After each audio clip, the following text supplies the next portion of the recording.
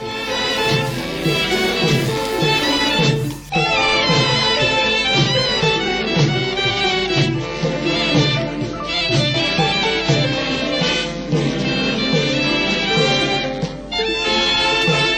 ဖိုးရေစုရေ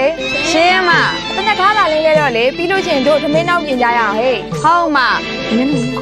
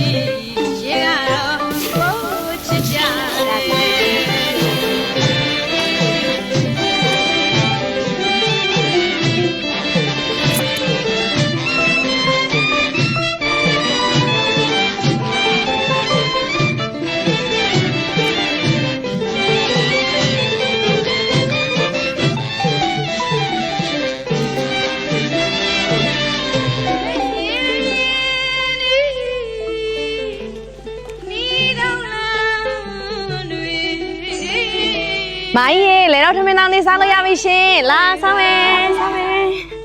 စားရသည်ရှင်မြမရီခင်ခငယ်ငယ်ဟိမအရှိကွက်ကလေးမြူပြောရမဆက်ပါမယ်စားလို့ငယ်ကြီးတို့နေပဲတွင်မိုးတဲ့ကဲ